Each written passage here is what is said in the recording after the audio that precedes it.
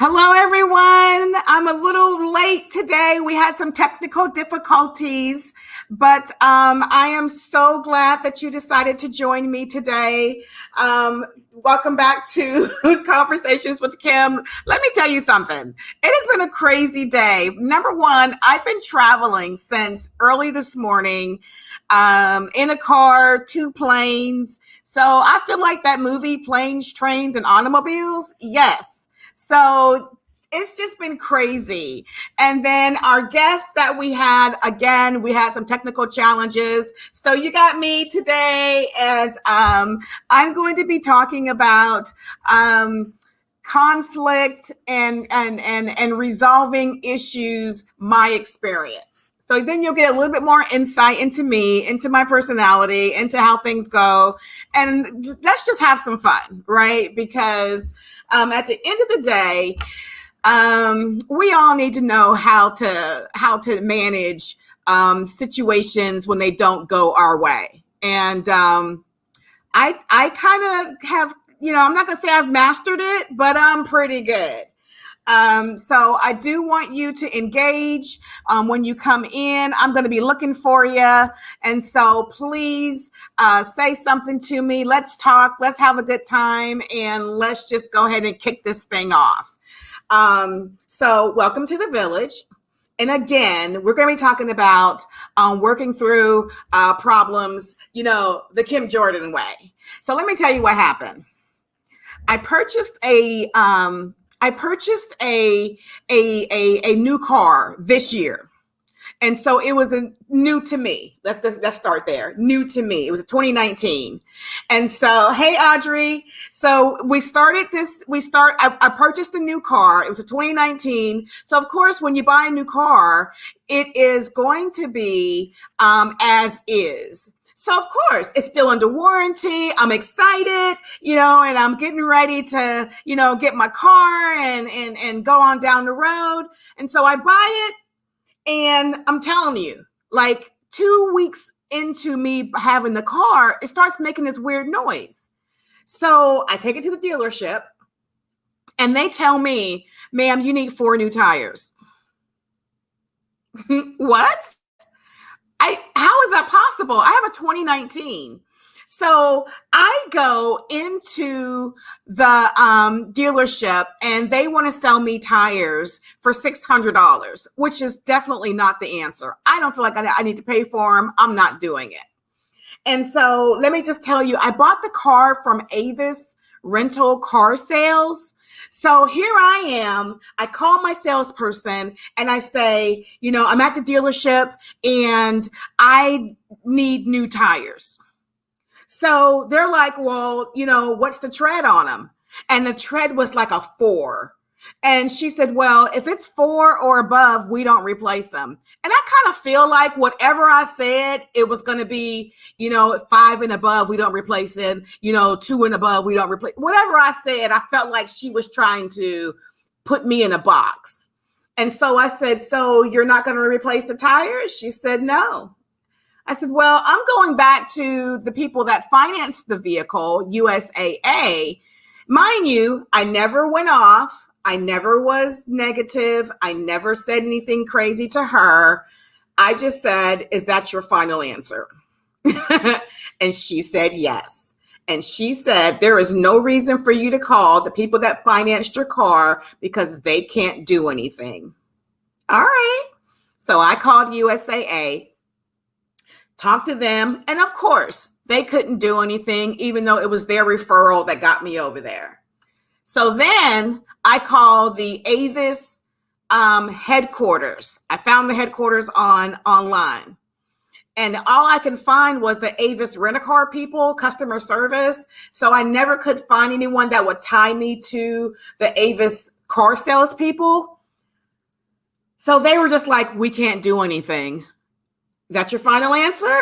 And they were like, yeah, we can't help you. Okay. So then, I'm resourceful. I didn't give up because I knew I wasn't going to buy new tires. I went to LinkedIn. Now, this is going to be something that you all should pay attention to because you should never give up if you feel like you've been wronged. I went to LinkedIn, and LinkedIn is the gold mine of professional people. I found the people that were at the top of the food chain for Avis car sales. And I upgraded my membership to premium. Yes, I did, so that I could message them. And I messaged 3 people and told them, number 1, I was a veteran. Number 2, with all the stuff that's going on right now, that, the color of my skin, and I was a female, I at this point, I have to use everything at my advantage. Don't judge me. And so then I told them that I don't know, and that I don't know if you are treating all the veterans this way, but I just purchased the car and I need new tires. It wasn't even an hour. I got a call back, and, all this back and forth. Long story short, I got 4 new tires on my car. Come on now. 4. So I think that a lot of times it's really how you deal with a situation.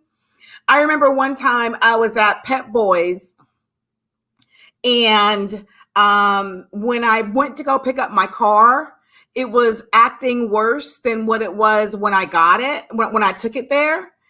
And the Pep Boys people were just like, oh, we just got to drive it a little bit and then that'll stop. And I said, no, I'm not even taking it. You keep it. I'm going to take an Uber home, and you fix it so that when I come pick it up, it's not making that noise, because it wasn't making that noise when I dropped it off. And they're like, well, okay, well, we'll drive it. And then when you come back, it'll be fine. Came back the next day. It was doing the exact same thing, some weird, funky noise, and they couldn't figure out where it was coming from, right? Just thinking about it, it kind of like just gets me riled up all over again. So here I am, and they're just like, well, ma'am, there's nothing we can do about it. You just need to, let it, you need to drive it a little bit more. And so, of course, I say, okay, is that your final answer? Because that's always my go-to phrase, to make sure that there's nothing else that you're telling me you can do for me, that I need to go ahead and go over your head, even though you don't know that's what's getting ready to happen. So, yes, Audrey, exactly. Problem solving versus solution focused. I was solution focused for sure. So here we go. So I ended up calling Pep Boys corporate headquarters, and I found out who was the regional person. The regional person called me, and he was, it sounded like he was related to the people at the, at the local office. He wasn't very helpful. And so, because I wasn't getting the resolve that I wanted with him, I called back and I got the district manager. So when I got the district manager, he was like, oh no, there is no reason that you should be having that experience at one of our stores. I will personally take care of it for you, Miss Jordan. So of course, now I got that little smile, a little smirk on my face, a little grin. I'm feeling excited. And so, yes, they came back, even though I wasn't even there for tires, even though I wasn't even there for an oil change. I got new tires. This was a different vehicle. New tires, oil change, and they fixed my vehicle. Oh, and they gave me a check for like $200. I don't even remember what that check was for, but I got paid. And so it was just a matter of you being able to really calm yourself in the midst of a crazy, chaotic situation that could have turned out to be stressful. But in my mind, I figured if the person I'm dealing with says, I can't help you, I can't get mad at them, because they're only doing what they've been allowed to do. There's someone over them that's allowed to do more. So I need to find that person. I need to find the person that's allowed to do more. And that's basically what I did. So I kept going up higher and higher until I found the person that was like, oh yeah, we can help you. That's not the experience you should be having. So, that's the kind of stuff that I think is going to be beneficial. I think sometimes we go right to being angry, and we go right to, some people, even if, whatever their background is, go right to cussing people out. I mean, come on, what is that going to solve? Because first of all, you're probably talking to the wrong person. And so if the person has already identified the fact that they can't help, who are you to basically threaten them to and say things to them that's, not going to help your case at all? So then now recently, and I'm not even sure how this is going to play out yet, but I'm going to give y'all insight into a little situation that I'm dealing with right now. I'm not going to lie. This one right here kind of got me a little angry, just a little bit. But after I calmed myself down, I had to get my thoughts together, and I don't even mind people being angry. Like, I'm okay with being angry. I just don't react while I'm angry. I just need a moment to just let me be mad about it. Let me, because it's an injustice. It's not fair. And I just need to be able to process. So what I did was, I was out. It's really dealing with work. So I'm at work, and it was time for my performance appraisal. And on my performance appraisal, they gave me 2 things that were unsatisfactory. 2. And so when you're working for the federal government, you can't give someone a unsatisfactory if you've never talked to them about it. So, just me seeing the unsatisfactory took me from 0 to 10 immediately. But I just really had to kind of have a woosah, moment, and kind of, process the fact that it's about to go down situation. And so, with the federal government, of course, you're not obligated to sign anything. You do have the right to do a rebuttal and stuff like that. So that's what I decided to do, to go ahead and do a rebuttal. And so that's the process I'm in right now. But let me tell you something. When I did this rebuttal, my rebuttal is 5 pages. 5.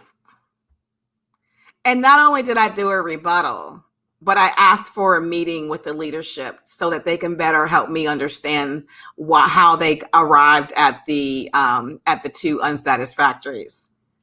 And then I also asked for an internal investigation into how you can have someone writing an evaluation that they've never spoke to the employee about it, and how that's being passed on. And then I also asked for them to investigate, go back a couple years and go forward to find out what other people have been affected. Is this a pattern that they do to people when they don't feel like they are a part of the group? So that's ongoing right now, right? I just don't know how this is going to play out. But I can tell you that I received a call the other day from the chief of staff, and she was very alarmed at the things that I shared with her in my rebuttal. And there's the investigation is in process. So my point for sharing all of that was that anytime that you've been wronged and that the wrong against you is erroneous, there's a way or what a friend of mine used to say, there's a more excellent way to come to combat that is going to be, for lack of better words, classy, professional, and taken serious by those that need to see it. I think sometimes we resort back to our just, our primal instinct, and we're just like, our rage builds up and we allow that to speak for us.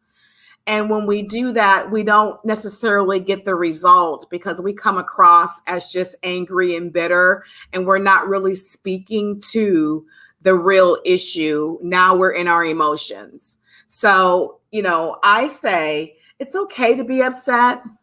It's totally okay to be, to be, not in agreement with it. But once you gather yourself, excuse me, I just cracked myself up because I just love that term, gather yourself. Once you gather yourself, then you need to stay focused and think about the objective that you want, the outcome that you desire, and then take the necessary steps to find someone that's going to be able to give you, grant you, take care of you, and make this whole thing go away. Because at the end of the day, it was an injustice. So, Audrey, if you're still with me, talk to me in the comments, whoever else is out there, talk to me, because this is interactive. This is the village. And I want to see what you all have to say about these scenarios that I've shared, because I think a lot of people miss this one point. And I think that even in our personal families, in our churches, in our workplaces, these are different skill sets that you don't necessarily learn. You just kind of get engrafted into it once you mature. I think I learned how to do conflict resolution when I was in the military, because before that, I didn't have these skills. And then with me, we're having an HR background, that kind of helped out a lot too, because of course you have to be able to have sensitive and difficult conversations and be politically correct, right?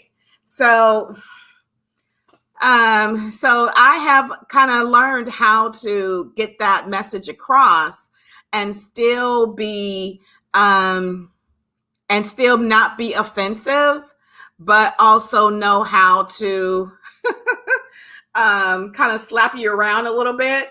I was going to say punch you in the face, but, slap you around a little bit without coming across as offensive. So I just really think that these are some skill sets that we need to talk more about on a broader scale. I think recently, well, not recently, but I've had my share of situations where I had to kind of figure out how am I going to handle it. I had a manager one time. Well, here's what happened. I had a coworker that, hey, Kanisha, I had a coworker that ended up being promoted, and then she became my manager. And so sometimes when you have people that are promoted, they go from being your friend to now being, your the person that we're not peers anymore. And so now they are someone that I have to report to. And so their, I don't know if I want to say attitude, but their demeanor, everything changes about them. And I'm like, well, I can still respect who you are without you being extra. Right? Okay, let me just do this. I can still respect you without you being extra. Like, why does your personality have to change? Like you just because you got a title doesn't change who you are as a person. So I think that sometimes we need to be able to not allow our titles to change who we are as a person. Okay, so Audrey said definitely, good life skills. Hopefully these conversations will help others from having to suffer. I hope so. Because at the end of the day, I've shared 3 situations where I've had to navigate through a situation that was erroneous towards me, where I was done wrong. And had I had the wrong response, it could have gone a whole different way. I didn't have to get help. And so in the situation with the peer, now manager situation, I had to have a little conversation with her. Not saying I'm getting her together or I'm getting ready to tell her off, but I needed to redefine our relationship, because we was just having a good time going to lunch because we worked together. Now, all of a sudden, you looking at me and talking to me in a tone that is that makes it seem like I'm listed on your income tax as a dependent. And that's not the case, So I asked her out to lunch, and we had the conversation, and I said, well, congratulations. I'm really glad that you got it. You're very knowledgeable. I was coming to you for assistance and guidance, even when we were peers. And I think that you're going to be an awesome manager. I'm just not sure where all this extra crispy attitude is coming from. And yes, I did say extra crispy, because at the end of the day, we were friends before she got the position, and she understood where I was coming from when I said extra crispy. And so she explained to me that there was a demand put on her from her leadership to change, to shift how she interacted with people, that she could no longer be friendly, that she had to come across in a different way. I said, well, you should have said that to all of us, and we would have better known that. But just the fact that we were all sitting around in the office, jaw jacking and having a good time, and said, it's not like we don't respect you. We do. So, once I pulled her to the side, we had the lunch, and I understood that she was being pressured from leadership to shift and to change and to do things differently. I was able to respond to her where she was, and then we were still able to keep our friendship, if that makes sense, because our friendship was in jeopardy because of how she was talking to me. And I was like, okay, wait. So, it was just a little bit much to have to deal with. So Bernard said, being emotionally charged when having to solve a problem or confront a situation almost always leads to negative consequences instead of the desired result. I agree. And so I think that it's okay. It is totally okay to be upset about a situation when you've been wronged. I don't take that away from anyone. Be upset about it. It's definitely an injustice, but don't respond in your emotions. Get all that out. Find your person that you can vent to. Say all what you got to say to them, and then gather yourself. I don't know why that cracks me up. Gather yourself, and then, approach the situation to get the desired result. Because at the end of the day, you need to know what you want to happen out of that situation. So you can't go off and then not know why you're going off or what you want as a end result. You have to know. So that's really your first step, is to figure out what is the desired result that I'm seeking. And so once you find that out, that's when you search out that individual that is going to give it to you. So if the manager couldn't do it, okay, or the supervisor couldn't do it, then we go to the manager. If the manager couldn't do it, then we go to the director. If the director couldn't do it, then maybe we go to the vice president. Vice president couldn't do it, then maybe we go to the president or the CFO. There's always somebody else that is willing, that when they hear it, they will think it is a high injustice and they will come to your rescue. I'm a witness. They will come to your rescue and they will fix it and they will take care of it. So we all have had some stuff. We all have had some stuff. And that's really, to me, what the village is all about. Being able to come, share your truth, share your experience, give us an insight into your life, talk about some practical life experiences. We all hearing about what's going on in the news, global warming, fires, tornadoes, the election. It's a lot. It's a lot. But at the end of the day, we still got to live every day. We still have to manage our lives. We still have to deal with injustice, whether it's somebody trying to beat us out of a promotion, or someone trying to, dog us out at work, or, we got overcharged at Walmart, whatever. We're still dealing with little, life experiences. And so sometimes we don't navigate those life experiences, in an excellent manner, because we're already we're already topped off, right, with just everything else. So by the time that this small little thing happens, we just go ahead and like blow our gasket and we out of control. And that's what we don't want to happen. So if I can share anything with you today, it's okay to be upset about it, but make sure that when you vent, that you're venting to us in a safe place, and then gather yourself and then go after the result that you're seeking. I think that's going to be the best strategy, and it's worked for me. Now, of course, there's a lot of, geniuses out there, and a lot of conflict resolution people out there, people that counsel for a living, like my dear sister, Audrey, and we're going to get her on here so she can help us, be our best self. But we definitely need to be able to navigate to get to the desired result. So, I am super excited about this episode. It wasn't something that was planned, but I think it was something that was needed. So thank you all for joining. I do want to tell you about next week.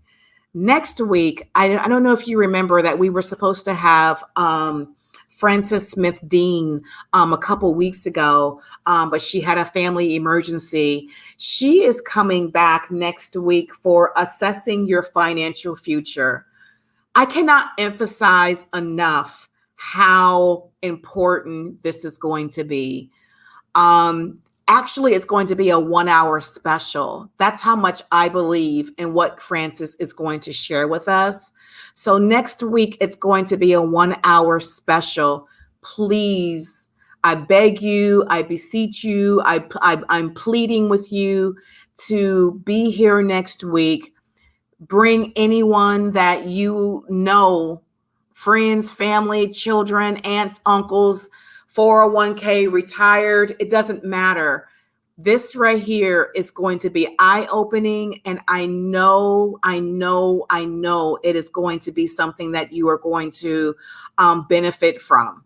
So again, next week, we are going to have a 1-hour special with Frances Smith Dean addressing your financial future. She got a PowerPoint and everything. It's getting her. Oh my God, there she is. Thank you, Frances, for being here. And she said, you don't want to miss it. You don't. I promise you. There she is. You don't want to miss it. She is phenomenal. So please be here. And I'm telling you right now, the knowledge that she's going to drop next week is something that that she can easily get paid $100 an hour for. Wait. So I would say, please be here and join me here in the village.